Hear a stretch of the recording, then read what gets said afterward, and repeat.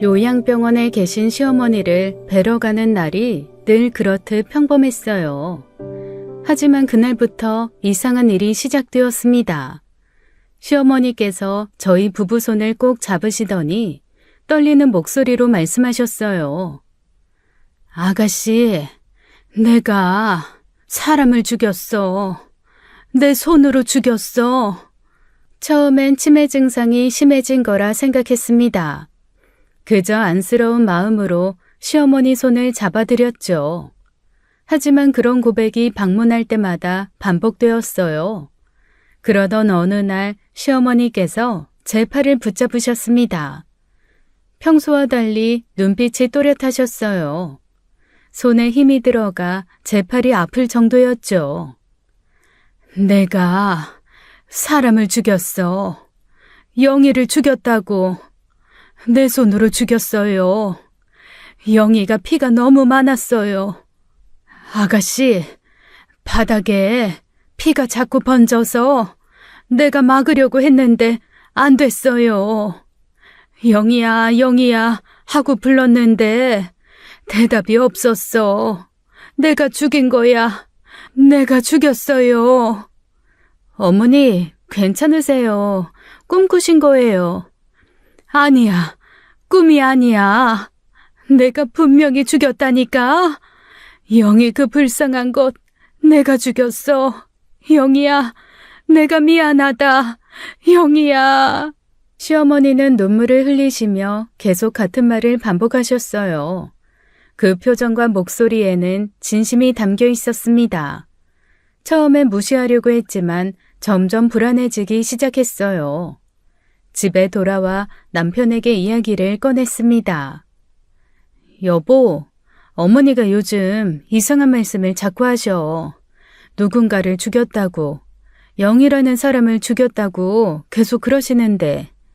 치매가 심해지신 것 같네. 병원에서도 그런 증상이 있을 수 있다고 했잖아. 그런데 너무 구체적이야. 피가 많았다고, 자신이 죽였다고, 그리고 표정도 너무 진지하시고. 에이, 설마. 어머니가 정말 사람을 죽였겠어? 말도 안 돼. 우리 어머니가 그럴 뿐이야? 아니지. 남편은 그렇게 말했지만 표정이 어두워졌어요. 다음 병문안 때도 시어머니는 같은 고백을 하셨습니다. 오히려 더 자세하게 말씀하시기 시작했죠. 내가 영희를 땅에 묻었어. 아무도 모르게 묻었어. 사람들이 알면 절대 안 돼서. 그런데 자꾸 영희가 날 부르는 것 같아. 어머니, 정신 차리세요. 영희가 누구예요? 사람들이 알면 절대 안 된다고요? 당연히 알면 안 되지. 큰일 나지. 왜요, 어머니? 영희야, 영희야, 미안하다. 나 좀 용서해다오. 남편과 저는 서로를 바라보았습니다. 저희는 모두 말을 잃었어요. 불안감이 점점 커져만 갔습니다. 안녕하세요. 저는 남편과 결혼한 지 16년이 되었습니다. 시어머니를 12년 동안 직접 모셨어요. 처음엔 낯설고 어려웠지만 세월이 지나며 익숙해졌죠. 시어머니는 무뚝뚝하신 편이었습니다. 칭찬도 잔소리도 전혀 없으셨어요. 그저 조용히 당신 일을 하시는 분이었죠. 특별히 가깝다고 할 순 없었습니다. 그렇다고 사이가 나쁜 것도 아니었어요. 그냥 평범한 시댁 관계였죠. 시어머니께서 치매 초기 증상을 보이신 건 3년 전부터였습니다. 처음엔 깜빡하시는 일이 잦아졌어요. 그러다 점점 증상이 심해졌죠. 결국 작년에 요양병원에 모시게 되었습니다. 죄송한 마음이 컸어요. 그래서 일주일에 한 번은 꼭 찾아뵙곤 했죠. 남편도 함께 가는 편이었습니다. 형제들은 명절에나 얼굴을 비췄어요. 그래도 시어머니는 저희를 알아보실 때가 많았죠. 그런데 요즘은 저를 며느리로 알아보지 못하십니다. 그저 자주 오는 아가씨라고만 생각하시는 것 같았어요. 시어머니의 고백이 계속될수록 저희 부부는 불안해졌습니다. 처음엔 무시하려 했지만 너무 자주 반복되었어요. 그것도 갈수록 구체적으로 변해갔죠. 어느 날 밤 남편이 먼저 말을 꺼냈습니다. 여보, 나 계속 신경 쓰여서 그런데 어머니 고향에 큰 이모님 계시잖아. 한번 슬쩍 물어볼까? 그냥 동네에 무슨 일 있었냐고만. 뭐? 진짜 어머니 말씀 믿는 거야? 아니, 그게 말이 되나? 믿는 게 아니라 자꾸 마음에 걸려서 그래. 어머니가 어렸을 때 봤던 일을 착각하시는 건 아닐까 해서 그냥 확인만 해보자, 응? 결국 저희는 시어머니 고향에 계신 김말순 할머니께 전화를 드렸습니다. 시어머니의 사촌언니 되시는 분이었어요. 남편이 조심스럽게 말을 꺼냈죠. 큰 이모님, 저 정우예요. 별일 없으시죠? 다름이 아니라 어머니가 요즘 치매가 좀 있으셔서 옛날 얘기를 많이 하시거든요. 그런데 자꾸 이상한 소리를 하셔서. 순자가? 아이고, 어쩌다가. 그래, 뭔 이상한 소리? 뭔 소리를 하시는데? 그게 혹시 옛날에 동네에서 영희라는 사람 아세요? 어머니가 자꾸 그 이름을 말씀하시면서 무슨 안 좋은 일이 있었다는 듯이. 전화기 너머로 한동안 침묵이 흘렀습니다. 저는 남편 옆에서 숨을 죽이고 있었어요. 가만히 있어보자. 영희라. 아, 그 정영이? 그 일을 어떻게? 아이고, 그거 참 오래된 일인데 한 40년도 더 됐을걸? 그때 동네가 난리였지. 젊은 아낙이 하나 죽었거든. 네? 진짜 그런 일이 있었어요? 어휴, 있었지. 정영이라고. 시집 온 지 얼마 안 된 새댁이었어. 남편이 서울 공사판에 돈 벌러 간 사이에 참 안 됐지. 그런데 순자가 그걸 어떻게 기억하지? 그때 걔도 젊었는데. 그 사건이 어떻게 끝났는지 혹시 아세요? 글쎄, 경찰이고 뭐고 다 왔었다는데 결국 어떻게 됐는지는 나도 잘 몰라. 하도 오래된 일이라 기억도 가물가물하네. 근데 왜? 무슨 일이 있어? 아니요. 그냥 어머니가 자꾸 그 얘기를 하셔서요. 알겠습니다. 고맙습니다. 전화를 끊고 남편과 저는 서로를 바라보았습니다. 둘 다 얼굴이 하얗게 질려 있었어요. 정말 그런 사건이 있었다니 믿을 수가 없었죠. 결국 저희는 직접 시어머니 고향을 찾아갔습니다. 전화로만 듣기엔 너무 불안했어요. 토요일 새벽 남편은 밤새 뒤척이다 일어났죠. 여보, 나 미칠 것 같아. 지금 당장 가보자. 어머니가 정말 사람을, 아니면 그냥 헛소리인지 확인해야겠어. 시골 마을은 음산할 정도로 조용했습니다. 노인정 문을 열고 들어가니 할머니들이 화투를 치다 저희를 쳐다보셨어요. 시선이 따가웠죠. 혹시 40년 전쯤 정영이라는 분 아시는지? 순간 화투판이 멈췄습니다. 할머니 한 분이 날카롭게 물으셨어요. 당신들 누구야? 왜 그 이름을 들먹여? 저희 어머니가 이 동네 분이신데. 그 일은 잊어버려. 다들 입 다물고 산 지 40년이야. 왜 이제 와서 들쑤시고 다녀? 할머니들은 등을 돌리셨습니다. 섬뜩한 기운이 느껴졌어요. 이 마을에 무슨 비밀이 있는 것 같았죠. 길에서 만난 할아버지 한 분께 다시 물었습니다. 할아버지 표정이 순간 굳어졌어요. 당신들 경찰이야? 기자야? 아니요. 그냥 개인적으로. 이 거짓말. 40년 전 일을 왜 캐고 다녀? 그 년이 죽은 건 벌 받은 거야. 남의 집 들락거리던 년이. 네? 무슨 말씀이세요? 아이, 아무것도 몰라. 난 몰라. 할아버지는 대문 앞에 있던 물바가지를 저희에게 끼얹으셨습니다. 차가운 물에 온몸이 젖었어요. 뭔가 더 큰 비밀이 숨어 있는 것 같았죠. 마지막으로 찾은 노인정에서 박춘자 할머니를 만났습니다. 82세 이 마을 최고령이라고 하셨어요. 할머니는 저희를 보자 한숨을 쉬셨죠. 어이구, 뭐 좋은 일이라고 그런 걸 자꾸 개고 다녀. 하지 마. 그러면 마을 사람들 다 싫어하고 불편해요. 다들 입 꾹 다물고 사는데 왜들 와서 지랄이요? 할머니, 말씀 좀 해주세요. 네? 저희한테 무척 중요한 일이라서요. 이거 할머니 간식으로 저희가 백화점에서 양갱 좀 사왔어요. 혹시나 싶어 내려오는 길 사둔 양갱을 할머니에게 전해드렸죠. 할머니는 그걸 보시다가 한숨을 쉬셨어요. 정령이, 에휴, 그 불쌍한 년. 참 곱고 착했는데 말이야. 대체 무슨 일이 있었던 거예요? 영희 남편이 서울 공사판 갔을 때야. 어두운 밤에 버스 정류장으로 남편 마중 나간다고 나갔대. 빨간 원피스 입고. 그게 마지막이었지 뭐. 마지막이요? 그리고요? 3일 동안 안 들어오니까 남편이 아주 동네를 뒤집고 찾아다닌 거지. 온 동네가 뒤집어졌어. 산이고 강이고 다 찾았는데 일주일 뒤 논두렁 물속에서 발견됐어. 할머니가 목소리를 낮추셨습니다. 머리가 깨져 있었대. 피가 너무 많았다고. 논물이 빨갛게 물들어 있었대.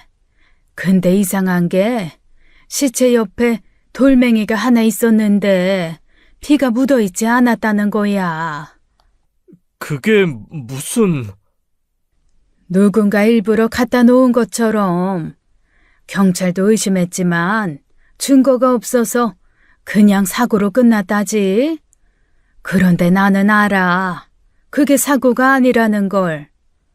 저희는 소름이 돋았습니다. 시어머니가 말한 피가 많았다는 말이 계속 맴돌았어요. 그 뒤로 이상한 일이 많았어. 정령이 무덤가에 가면 여자 울음소리가 들린다고.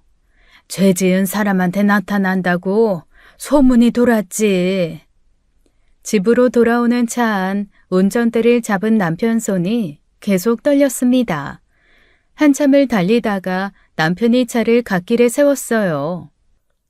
여보, 설마 어머니가 진짜 그 사람을...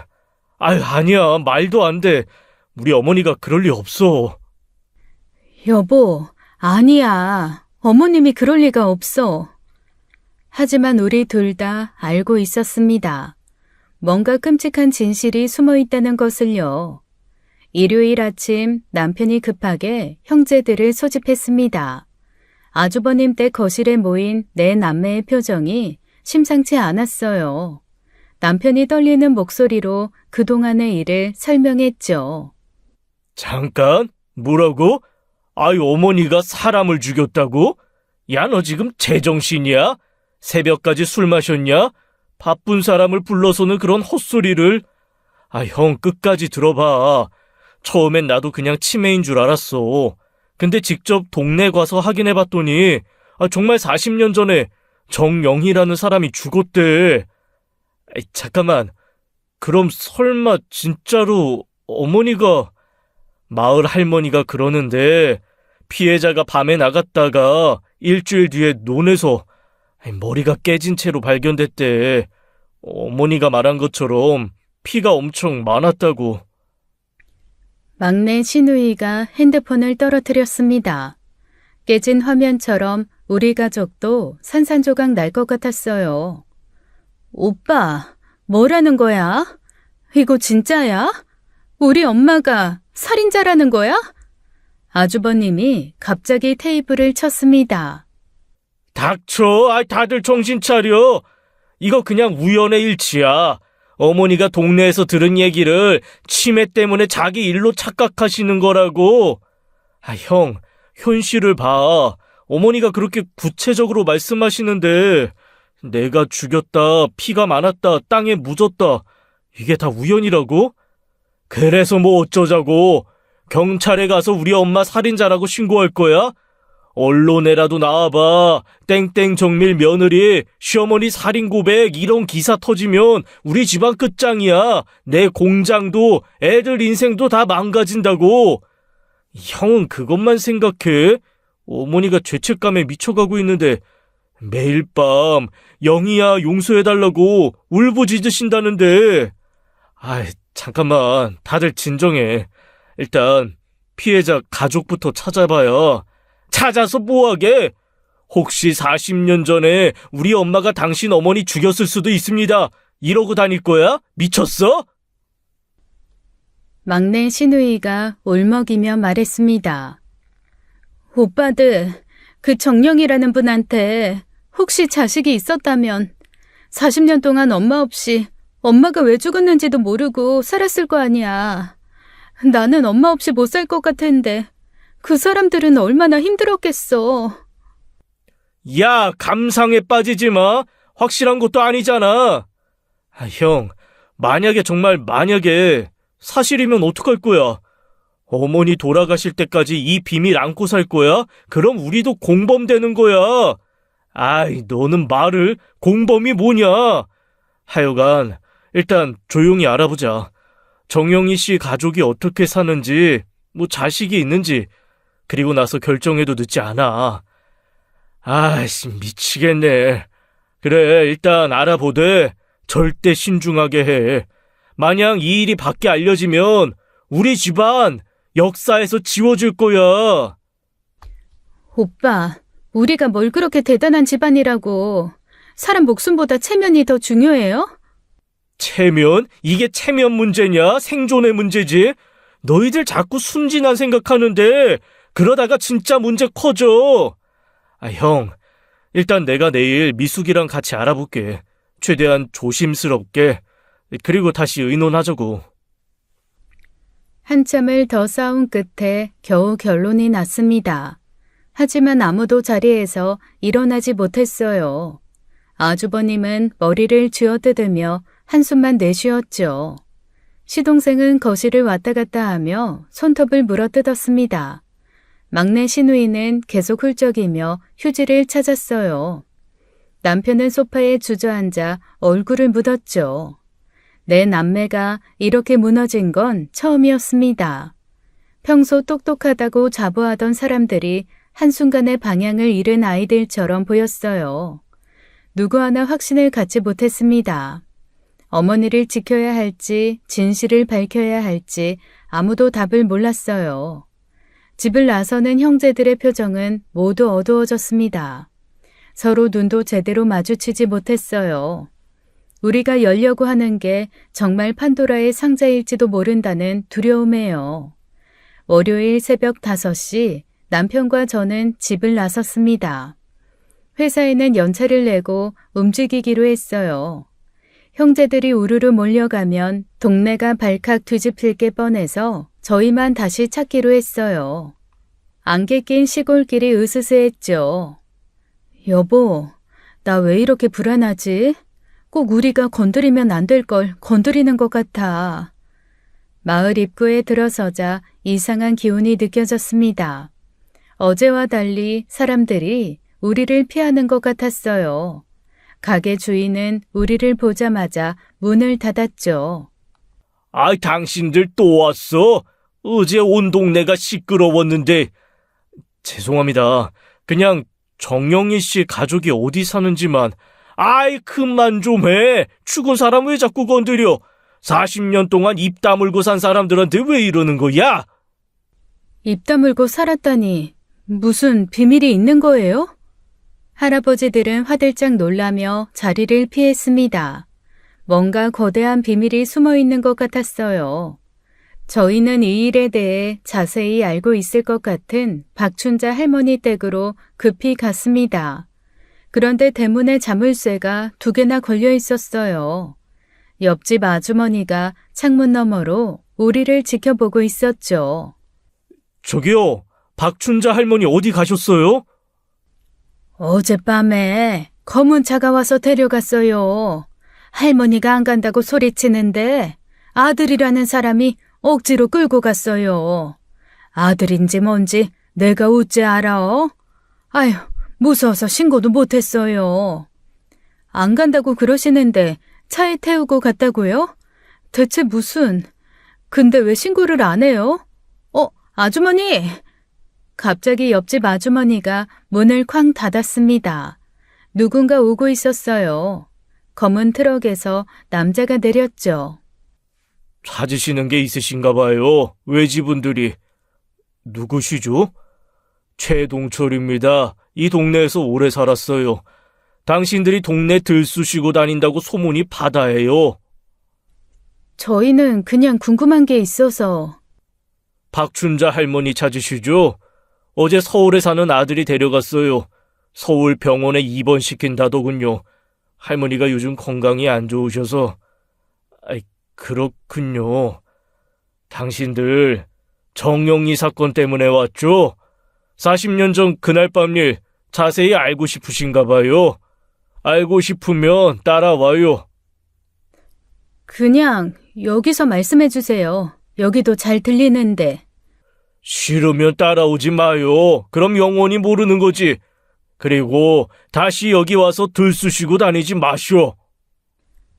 남자의 눈빛이 섬뜩했습니다. 트럭 뒤를 보니 삽과 곡괭이가 실려 있었어요. 여보, 이거 위험한 것 같은데? 뭘 위험해. 괜찮아.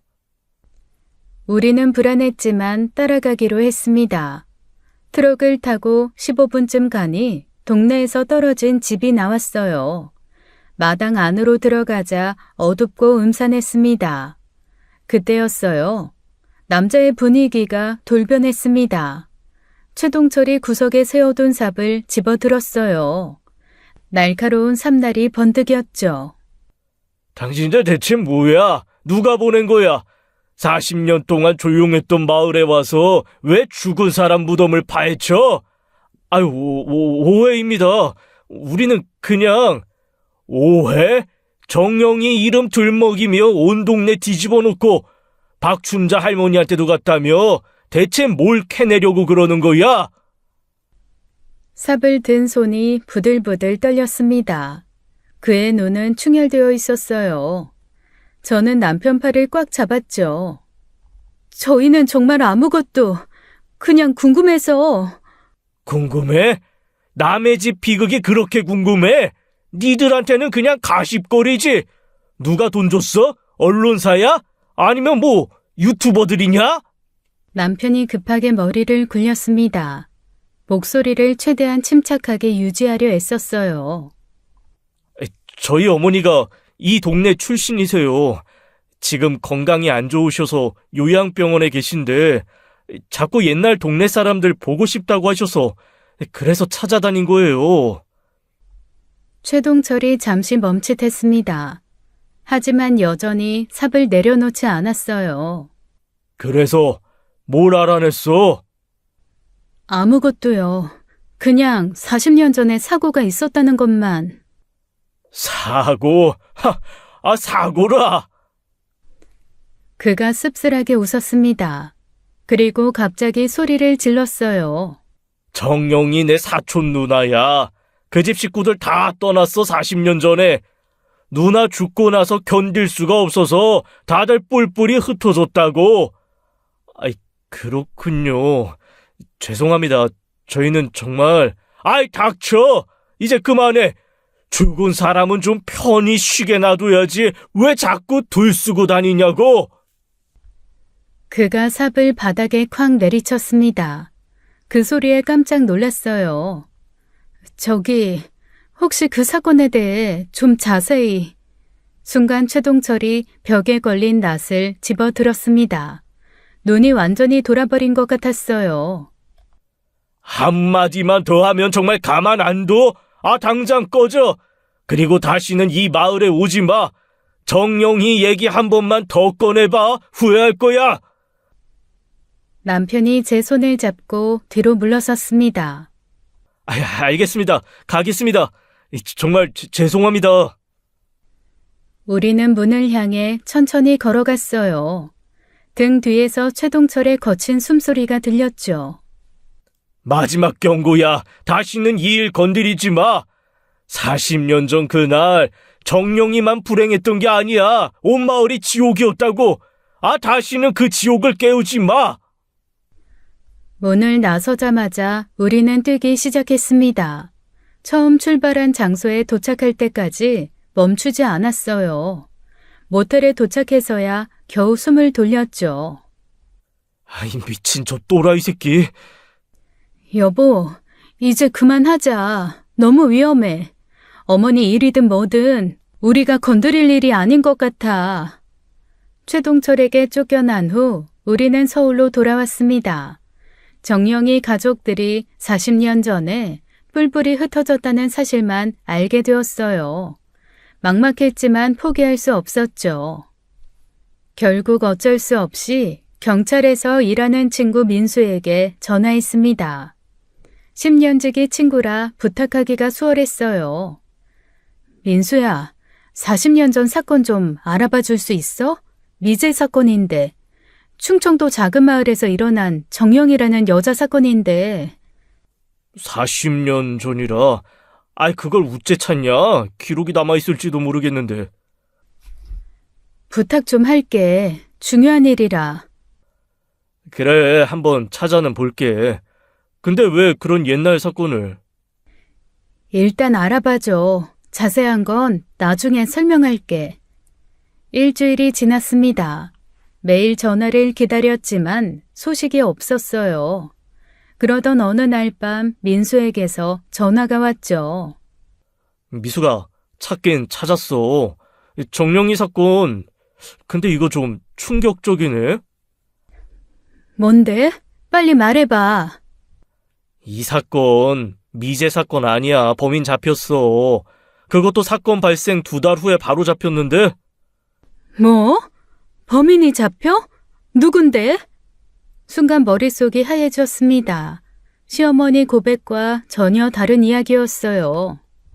범인은 정형이 남편 정대식이야. 치정인데 오해를 해서 아내 죽인 거였어. 처음에 강도 사건으로 위장하려 했는데 결국 자백했대. 남편이 범인이라고? 서울 공사판에 있었다고 알리바이 조작했지만 동네 술집에서 목격된 게 들통났어. 무기징역 받고 지금도 복역 중이야. 전화를 끊고 한참을 멍하니 있었습니다. 시어머니와는 전혀 관계없는 사건이었던 거예요. 그럼 시어머니가 말씀하신 영희는 누구란 말인가요? 남편에게 이 사실을 알렸습니다. 남편도 충격을 받았어요. 그럼 어머니가 말하는 영희는 정영희가 아니었다는 거네. 우리가 완전히 헛다리 짚은 거네. 영희라는 이름이 같아서 착각한 것 같아. 어머니가 말씀하신 영희는 다른 사람인가 봐. 그 작은 동네에 영희가 몇 명인 거야? 형제들에게도 알렸습니다. 다들 어리둥절해 했어요. 정영희 사건이 해결되었다고 안심하기엔 너무 이상했죠. 시어머니는 여전히 영희를 찾으셨습니다. 분명 시어머니가 아는 다른 영희가 있을 거라 생각했어요. 우리는 다시 원점으로 돌아왔습니다. 시어머니가 말하는 영희의 정체를 처음부터 다시 찾아야 했죠. 그리고 며칠 뒤 새벽 4시 급한 전화벨 소리에 잠이 깼습니다. 요양병원 번호였어요. 불안한 예감이 들었죠. 보호자님, 죄송합니다. 어머님이 사라지셨어요. 새벽 3시 순찰 때 방이 비어있는 걸 발견했습니다.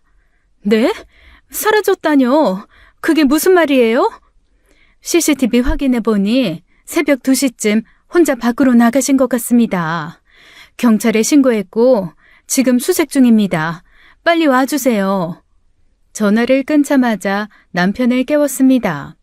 동시에 형제들에게도 연락했어요. 모두 요양병원으로 달려갔죠. 요양병원 앞은 이미 난리였습니다. 경찰차 2대가 와 있었고 직원들이 우왕좌왕했어요. 아주버님이 도착하자마자 원장에게 달려들었죠. 대체 관리를 어떻게 한 겁니까? 치매 환자를 어떻게 혼자 나가게 둬요? 밤에 당직은 뭐 했고 보안은 뭐 했습니까? 죄송합니다. 평소에 얌전하셔서 문이 잠겨 있었는데 어떻게 나가신 건지. 얌전하다고? 치매 환자가 얌전해요? 당신들이 일을 제대로 안 한 거잖아. 우리 어머니한테 무슨 일이라도 생기면 가만 안 둘 겁니다. 경찰이 중재에 나섰습니다. 지금은 찾는 게 먼저라고 했어요.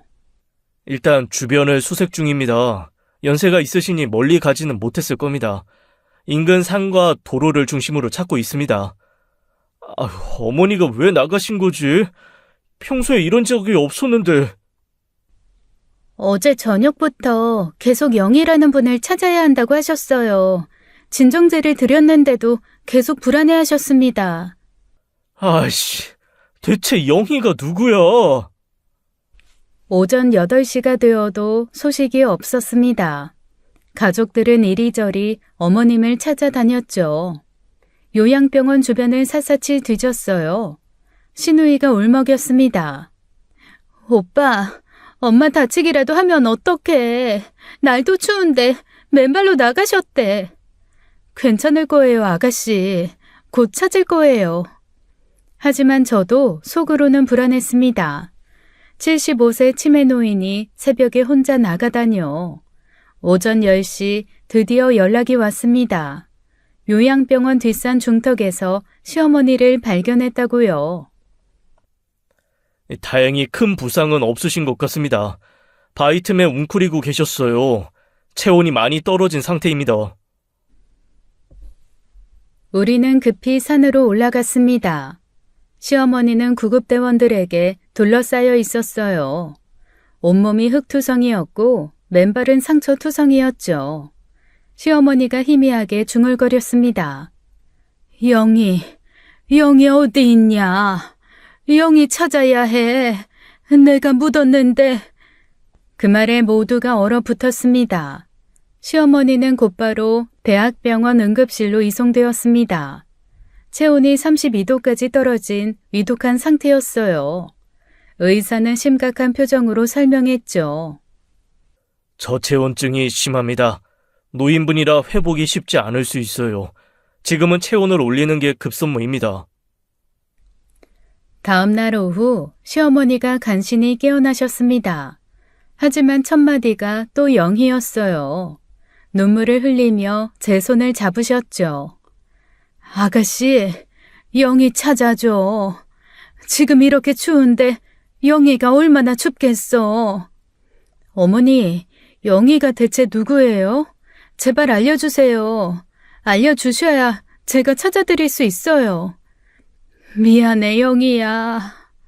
어머니, 미수가. 네? 어머니, 저 알아보세요? 우리 착한 미수가. 나 부탁 좀 들어다오. 영희 찾아다오. 부탁한다.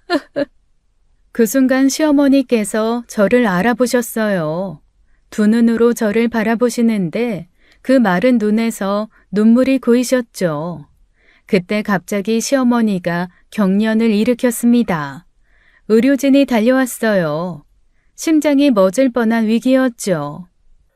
혈압이 급격히 떨어졌어요. 중환자실로 옮기겠습니다.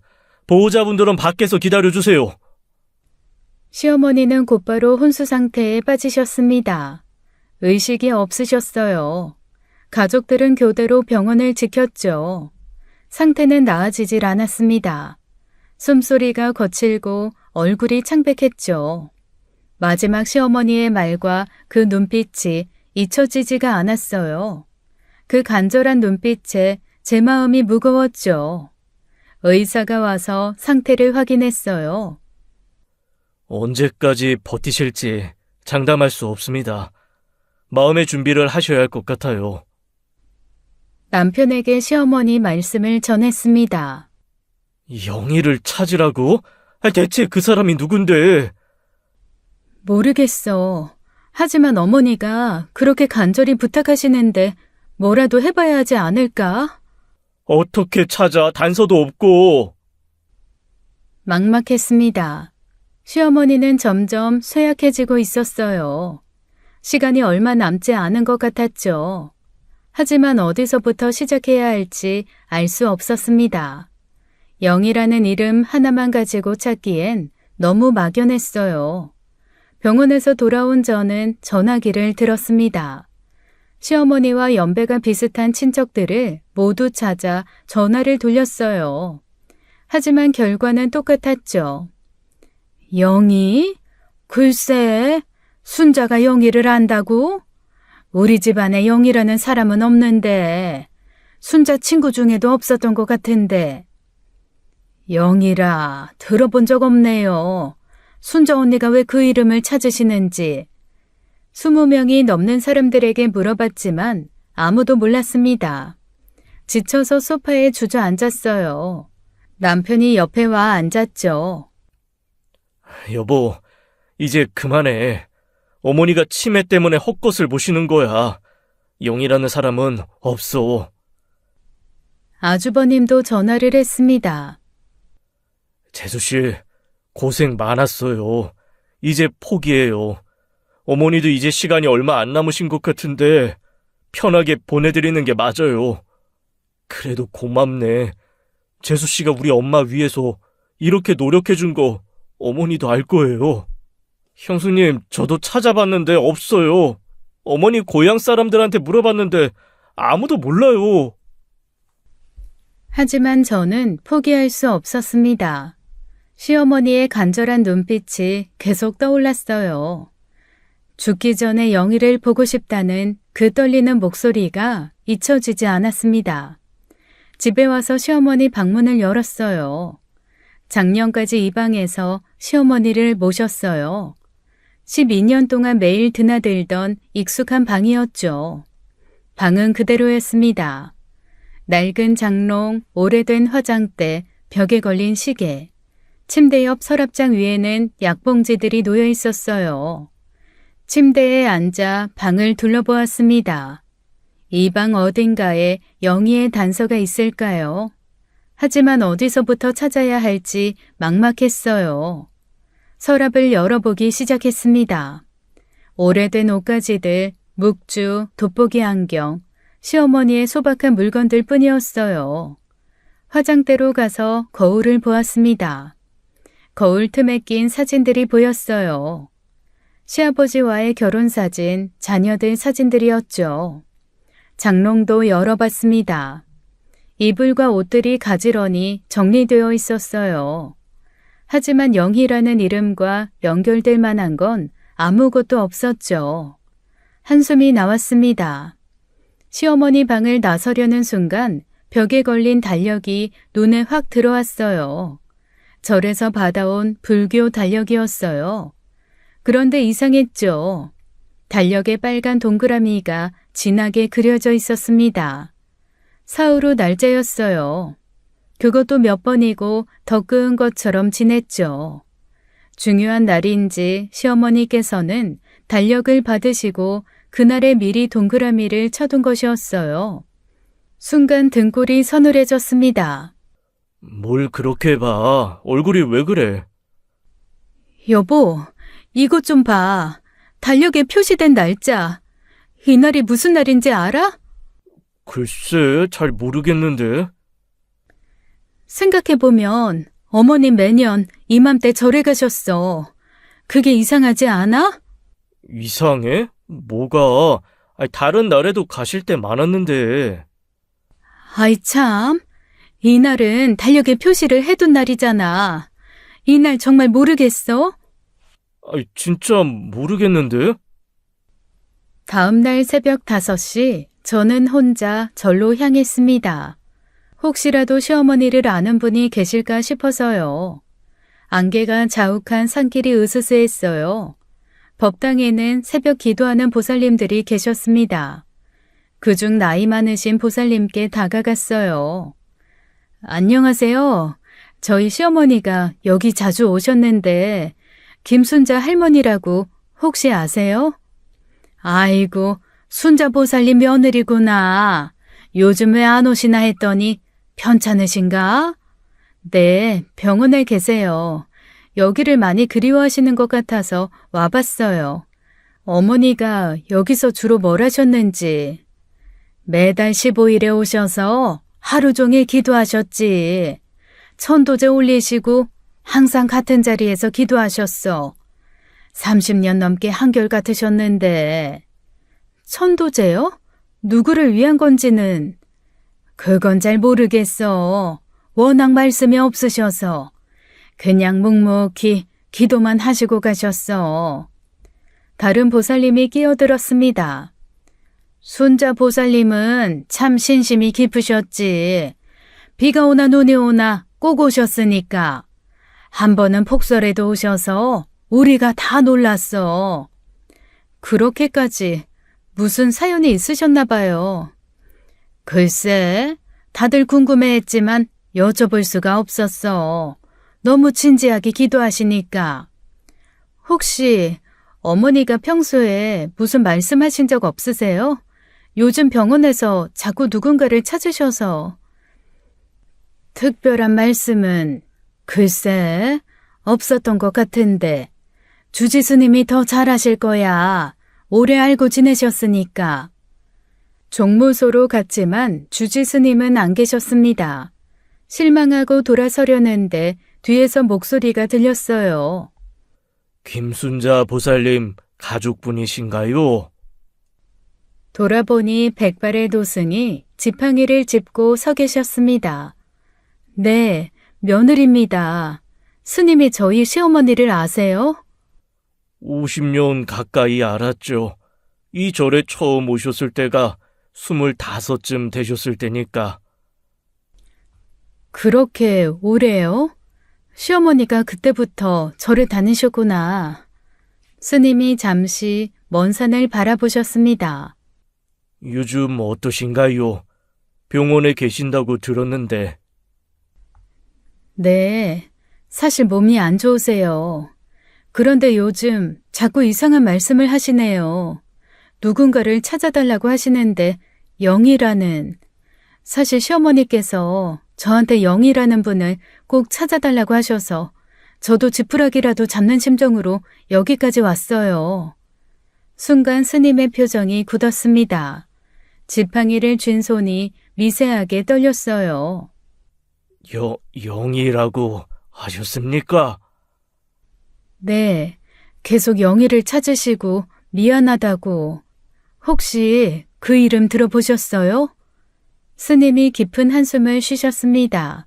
한참을 말없이 서 계시다가 천천히 입을 여셨어요. 시주님, 따라오시겠습니까? 말씀드릴 게 있습니다. 아주 오래된 이야기입니다. 법운 스님을 따라 조용한 방으로 들어갔습니다. 스님이 차를 내어주시며 천천히 말을 꺼내셨어요. 순자 보살님을 오래 알고 지냈습니다. 매달 오셨는데 요즘은 뵙지 못하네요. 몸이 많이 편찮으신가요? 솔직히 말씀드리면 치매가 심하셔서 병원에 입원해 계세요. 그리고 최근에 어머님 상태가 많이 안 좋으세요. 그렇군요. 안타깝습니다. 그분이 평생 짊어진 고통이 얼마나 컸는지. 스님, 그게 무슨 말씀이신지 혹시 영이라는 사람 아세요? 순자 보살님이 용의를 왜 찾으시는지.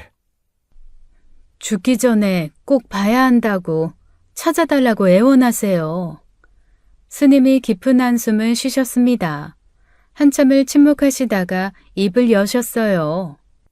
착잡하네요. 용의는 이제 볼 수 없습니다. 왜요? 혹시 이미 이 세상 사람이 아니거든요. 돌아가셨나요? 네, 아주 오래전에요. 그럼 누구신지라도 알려주세요. 시어머니와 어떤 관계였는지. 스님이 천천히 과거를 털어놓기 시작했습니다. 영희는 순자 보살님이 50년 전에 낳은 첫째 딸이었습니다. 네? 첫째 딸이요? 믿을 수가 없었습니다. 시어머니에게 우리가 모르는 딸이 있었다니요. 정식 혼인 전의 일이었습니다. 아무도 모르는 비밀이었죠. 순자 보살님이 평생 숨겨오신. 그런 일이, 그래서 어떻게 된 거예요? 영희는 태어난 지 얼마 안 되어 죽었습니다. 그 일로 순자 보살님은 평생 죄책감에 시달리셨죠. 이제야 시어머니의 고백이 이해가 되었습니다. 영희를 찾는 간절함도요. 벌써 50년도 넘게 지난 일이네요. 법운 스님이 50년 전 그날로 돌아가듯 이야기를 이어갔습니다. 1974년 봄이었다고 합니다. 시어머니가 24살 꽃다운 나이였을 때였죠. 그해 봄 마을에 약장사 일행이 들어왔어요. 전국을 떠돌며 약을 파는 사람들이었습니다. 낮에는 장터에서 약을 팔고 밤에는 마을 어귀에서 묵었죠. 그런데 그중 한 명이 시어머니를 보고 음흔을 품었어요. 어느 날 저녁이었습니다. 시어머니가 우물가에서 물을 깃고 있을 때였어요. 그 남자가 시어머니를 덮쳤죠. 시어머니는 저항했지만 소용없었습니다. 비명을 질렀지만 아무도 듣지 못했어요. 그렇게 끔찍한 일을 당하셨죠. 다음 날 약장사들은 마을을 떠났습니다. 시어머니는 아무에게도 말하지 못했어요. 그 시절엔 피해자가 오히려 손가락질 받던 때였으니까요. 2달이 지나고 시어머니 몸에 변화가 생겼습니다. 입덧이 시작된 거예요. 숨길 수 없게 되자 부모님께 털어놓았죠. 시어머니 부모님은 충격을 받으셨습니다. 딸이 그런 일을 당했다는 것도 아이를 가졌다는 것도요. 온 집안이 발칵 뒤집혔어요. 아버지는 시어머니를 때리며 소리쳤다고 합니다. 네가 행실이 바르지 못해서 그런 일을 당한 거다. 어머니가 울면서 한약을 지워왔어요. 이걸 먹고 애를 지워라. 그래야 네 인생이라도 살 수 있어. 하지만 시어머니는 약을 마시지 않았습니다. 아무 죄 없는 아이를 죽일 수 없다고 하셨대요. 뱃속에 생명이 꿈틀거릴 때마다 미안함과 애틋함을 느끼셨다고요. 결국 시어머니는 집에서 쫓겨났습니다. 시할아버지는 죽은 자식으로 여기겠다고 하셨어요. 친척집 헛간에서 지내며 홀로 아이를 낳으셨죠. 1975년 겨울 영희가 태어났습니다. 시어머니는 갓 태어난 아기를 보며 울었다고 합니다. 미안하다 영희야. 이런 엄마 밑에 태어나서 미안해. 영희는 예쁜 아기였다고 합니다.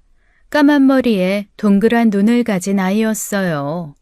시어머니는 남의 집 품팔이를 하며 영희를 키웠죠. 하지만 너무 가난했습니다. 제대로 먹지도 못하니 젖도 잘 나오지 않았어요. 영희는 자주 배고파 울었죠. 그러던 어느 겨울 밤이었습니다. 영희가 열이 나기 시작했어요. 기침을 하고 숨을 제대로 쉬지 못했죠. 시어머니는 아기를 안고 온 마을을 돌았습니다. 의원을 찾았지만 돈이 없으니 치료를 거부당했어요. 약방에서도 외상은 안 된다며 문을 닫았죠. 시어머니는 의원집 문 앞에서 무릎을 꿇었다고 합니다. 선생님, 제발 우리 아기 좀 살려주세요. 내일 돈 받으면 꼭 갚을게요. 제발요. 하지만 의원은 차갑게 문을 걸어 잠갔어요. 약방 주인 앞에서도 빌었습니다. 사장님, 약 하나만 주세요. 이 반지라도 드릴게요. 엄마가 물려준 거예요. 하지만 약방 주인은 고개를 저었어요. 시어머니는 영희를 안고 거리에 주저앉아 울었습니다. 지나가는 사람들에게 손을 벌렸어요. 우리 아기가 죽어가요. 돈 좀 빌려주세요. 사람들은 미혼모와 아기를 보며 혀를 찼죠. 사흘째 되던 날 새벽이었습니다. 영희가 갑자기 경련을 일으키며 피를 토하기 시작했어요. 작은 입에서 선홍색 피가 흘러나왔죠. 시어머니는 아기를 꼭 안으며 울부짖었다고 합니다. 영희야, 안 돼. 엄마 두고 가지 마.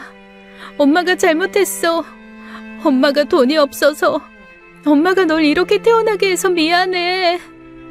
영희는 엄마 품에서 가쁜 숨을 몰아 쉬었습니다. 작은 손으로 엄마 손가락을 꼭 잡았어요. 마치 엄마를 위로하는 것처럼요. 영희야, 엄마가 약 못 사줘서 미안해.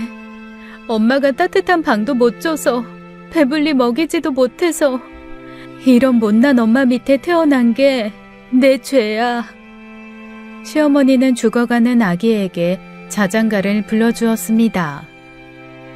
자장 자장 우리 영희, 스르륵 잠든다 우리 아기.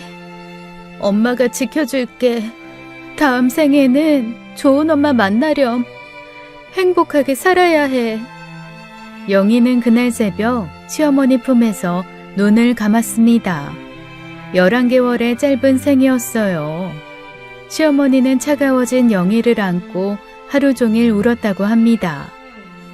그렇게 영희는 떠났고 시어머니에게는 평생의 상처가 남았습니다. 법운 스님의 이야기를 듣고 나니 모든 것이 명확해졌어요. 하지만 그와 동시에 제 마음이 찢어지는 것 같았어요.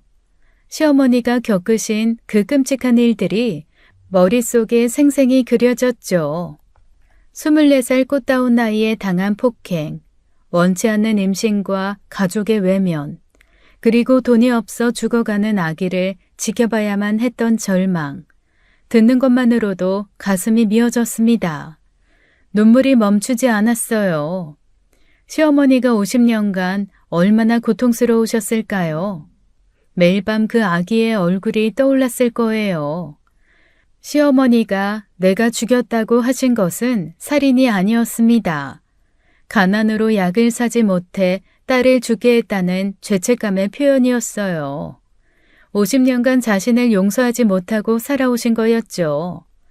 시어머니는 50년간 딸의 기일마다 절에서 천도제를 지내오셨습니다. 달력에 빨간 동그라미로 표시된 날이 바로 시어머니의 첫째 딸 영희의 기일이었어요. 며칠 후면 기일이 되는 날이었습니다. 하지만 시어머니는 이번엔 오실 수 없는 상황이었죠. 병상에서 영희를 찾으며 울고 계실 뿐이었어요. 저는 막막했습니다. 이미 50년 전에 세상을 떠난 아기를 어떻게 찾아드릴 수 있을까요? 법운 스님께 물었어요. 스님, 시어머니께서 영희를 찾아달라고 애원하시는데 이미 돌아가신 분을 어떻게 찾아드려야 할까요? 시어머니께 뭐라고 말씀드려야 할지 모르겠어요. 법운 스님이 잠시 침묵하셨습니다. 먼 산을 바라보시더니 천천히 입을 여셨어요. 시주님, 부처님 말씀에 이런 게 있습니다. 진정으로 소중한 것은 멀리 있지 않고 가까이 있다고요. 순자 보살님이 50년간 영희를 가슴에 품고 사셨다면 분명 영희를 곁에 두고 계실 겁니다. 어머니가 어찌 자식을 잊을 수 있겠습니까? 찾아보세요. 순자 보살님이 가장 아끼시는 곳에, 가장 가까운 곳에 영희가 있을 겁니다. 스님의 말씀이 마음에 깊이 새겨졌습니다. 절에서 나와 급히 집으로 돌아왔어요. 법운 스님의 말씀이 계속 맴돌았어요. 가장 가까운 곳에 영희가 있을 거라고 하셨죠. 그때 남편에게서 전화가 왔습니다. 여보, 지금 당장 병원으로 와. 어머니 상태가 급격히 안 좋아지셨어. 의사가 마지막을 준비하라고. 뭐라고? 알았어. 금방 갈게. 전화를 끊고 시어머니 방으로 뛰어들어갔습니다. 서랍장, 옷장, 침대 밑까지 샅샅이 뒤졌어요. 그러다 장롱 맨 아래 칸 깊숙한 곳에서 오래된 나무 상자를 발견했죠. 상자는 먼지가 두껍게 쌓여 있었습니다. 안에는 낡은 천조각들 사이에 누런 봉투가 하나 있었어요. 떨리는 손으로 봉투를 열었죠. 까만 머리카락 한 줌이 들어 있었습니다. 아기 머리카락이었어요. 50년 세월에도 여전히 부드러웠죠. 이것이 영희의 머리카락이라는 확신이 들었습니다. 시어머니가 50년간 품고 계셨던 유일한 흔적, 봉투를 들고 병원으로 달려갔어요. 중환자실에는 가족들이 모여 있었습니다. 시어머니는 산소 호흡기를 끼고 계셨어요. 의식이 거의 없는 상태였죠. 의사가 마지막 준비를 하라고 했습니다. 숨소리가 점점 약해지고 있었어요. 저는 시어머니에게 급히 다가갔죠. 시어머니 귀에 대고 속삭였습니다. 어머니, 영희 찾았어요. 영희 데려왔어요. 시어머니 손에 머리카락 봉투를 쥐어드렸습니다. 반응이 없으시던 시어머니의 손가락이 살짝 움직였어요. 봉투를 꼭 쥐셨죠. 그때 시어머니가 눈을 작게 뜨셨습니다. 흐릿하지만 분명히 뜨셨어요. 머리카락을 만지시더니 메마른 눈에서 눈물이 흘러내렸죠. 입술이 미세하게 움직였습니다. 소리는 나오지 않았지만 입모양을 읽을 수 있었어요. 내 딸이라고 하시는 것 같았죠. 시어머니는 머리카락을 가슴에 안으셨습니다. 마치 아기를 안듯이 조심스럽게요. 그리고 또 한 번 입을 움직이셨어요. 미안해. 그 입모양이 선명했습니다. 50년간의 죄책감이 담긴 한마디였어요. 저는 눈물이 볼을 타고 흘렀습니다. 잠시 후 시어머니 얼굴이 편안해졌어요. 긴장되어 있던 이마가 펴지고 입가가 살짝 올라갔어요. 평화로운 표정이었죠. 머리카락을 가슴에 품은 채 눈을 감으셨습니다. 심전도 기계가 일직선으로 변했어요. 하지만 시어머니 얼굴에는 미소가 남아 있었어요. 남편이 제 어깨를 잡았습니다. 형제들도 모두 울고 있었어요. 시어머니는 그렇게 영희와 함께 떠나셨죠. 시어머니는 50년간 딸의 머리카락을 품고 사셨던 거였습니다. 그리고 마침내 영희를 안고 편안히 눈을 감으셨어요. 시어머니 장례식이 끝났습니다. 사구제를 마친 후 유품을 정리하다가 서류 하나를 발견했어요. 시할아버지께서 시어머니에게 물려주신 땅 문서였죠. 시골에 있는 작은 땅들이었습니다. 여기저기 흩어져 있는 자투리 땅들이었어요. 아무도 관심 갖지 않던 척박한 땅들이었죠.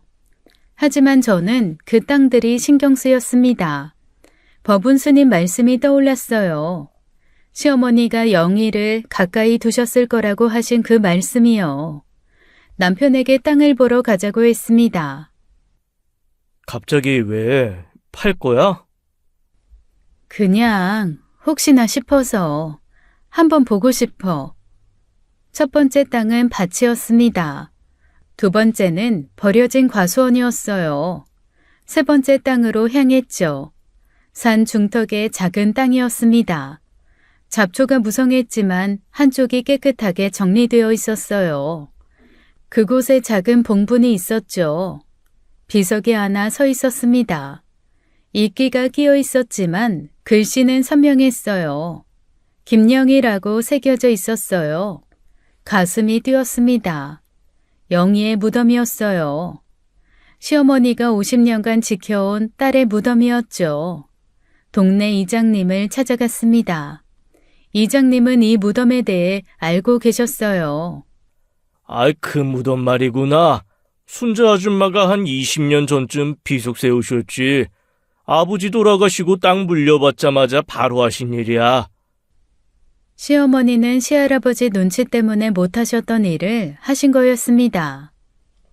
몇 년 전부터는 직접 못 오시니까 나한테 부탁하셨어. 돈 보내면서 벌초 좀 해달라고. 시어머니는 끝까지 영희를 돌보셨던 거였습니다. 몸이 불편해서도 치매가 와서도 잊지 않으셨어요. 남편과 상의했습니다. 영희를 시어머니 곁으로 모시자고요. 남편도 동의했어요. 이장 절차를 밟았습니다. 영희의 작은 유골함을 조심스럽게 옮겼어요. 시어머니 무덤 옆에 새로운 자리를 만들었죠. 비석도 새로 세웠습니다. 김영희, 김순자가 사랑한 첫째 딸. 시어머니 비석 옆에 나란히 세웠어요. 안치식 날 비가 보슬보슬 내렸습니다. 하늘도 우는 것 같았어요. 50년 만에 모녀 상봉이었죠. 남편이 조용히 말했습니다. 이제야 어머니가 편하실 것 같아. 저도 그렇게 생각했습니다. 시어머니와 영희, 이제 영원히 함께 계실 거예요. 더 이상 떨어지지 않을 거예요. 그날 밤 꿈을 꿨습니다. 시어머니가 아기를 안고 웃고 계셨어요. 그토록 평화로운 얼굴은 처음이었죠.